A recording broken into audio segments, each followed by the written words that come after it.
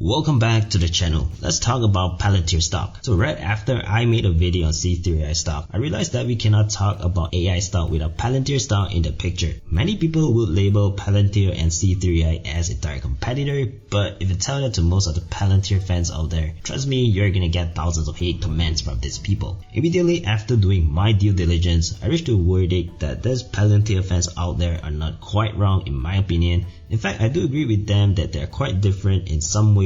It's like comparing apples to oranges. Now the question is, how is Palantir different from the other pure play AI companies like C3AI or Snowflake? In this video, I'm gonna address all these arguments. What is Palantir all about, their competition, and what is the thing that many people did not understand about Palantir. So at first glance, it makes sense to buy Palantir because they are a beast in what they do. For those who don't know what they do, Palantir is an enterprise software and services company that provides data analytics platform to government and commercial companies. Simply put it, allowing clients to integrate their massive data set, analyze and make sense out of it, and then creating the input needed to train AI algorithms to implement real-world responses. Take the automotive industry for example. In our vehicles, we are constantly facing issues from manufacturing defects to long hours of wait that could take up to days or even months for automakers to diagnose and fix it. As customers ourselves, we absolutely hate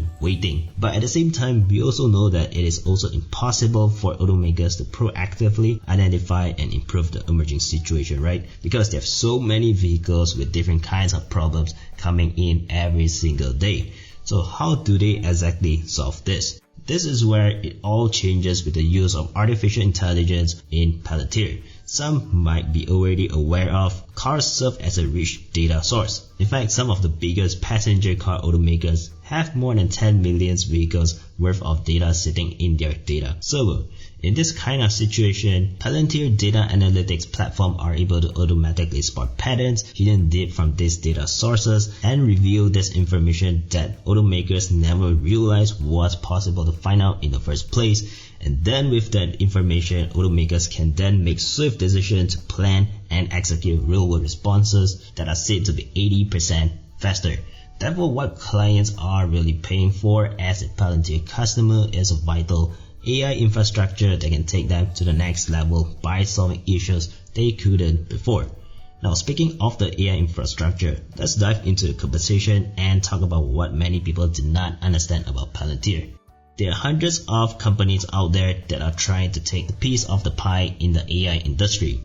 There are two types of pure play AI companies, enterprise solution out there in the market right now: vertical and horizontal artificial intelligence. Vertical AI is the type that is used to deliver an AI-based product for a specific problem in a specific industry that's highly optimized for the industry. One example is Waymo in building the driverless car for the autonomous driving solution. On the other hand, horizontal AI is used to solve a wide range of problems across many different industries where the potential customer base is generally much stickier. Palantir, C3AI, and Snowflake are a great example of horizontal AI. They are building this horizontal AI stack option for the enterprise. Although in recent times, Palantir and C3AI are also moving towards a lock-in option by using model-driven architecture. Now, that then raises the question, how is Palantir different from C3AI or Snowflake? Well, in simple terms, C3AI is more of a tool used by developers themselves that can be integrated into their data. Snowflake software enables organizations to manage and analyze large quantities and diverse types of data across public clouds, whereas Palantir is a tool that can be used by any worker in a company, organization, from mechanic to executive. Palantir solves big data problems in a way that no other can. Now, don't get me wrong, this is by no means that Palantir's technology cannot be recreated. The thing is, most competitors also use AI to analyze and predict the outcome of the company's data.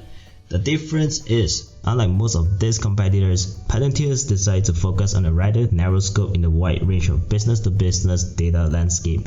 And in that regard, Palantir outperformed these competitors at helping customers to solve the complex data problems at a relatively low cost, which actually takes a lot to accomplish from a combination of well-written software and strong responsive back-end support team.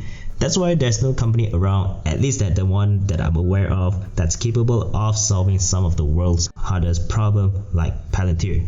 In this sense, I'm more than happy to invest in Palantir as I don't see much direct competition. Well, I hope you guys enjoyed my take on Palantir stock. I've tried to break down and create the most simplified version of Palantir that I possibly could. At the end of the day, everyone will keep saying how overpriced Palantir is, but if there's one thing I've learned throughout my time in investing, history has told us repeatedly that fundamentals do not matter to solid and strong growth stock in the long term and will eventually catch up over time. As Palantir's business improves, its short-term valuation metric will also improve. Overall, I really think that Palantir is the kind of stock that will no doubt have a lot of haters, but down the road I am super confident that Palantir will turn out to be one of my best buys in my portfolio over the next few years. Well, unless there's some drastic negative change, which is possible, but I think in the meantime, I'm super happy with my current position in Palantir. Remember to subscribe and hit the thumbs up button so that this video can reach to a brand new audience. Till next time.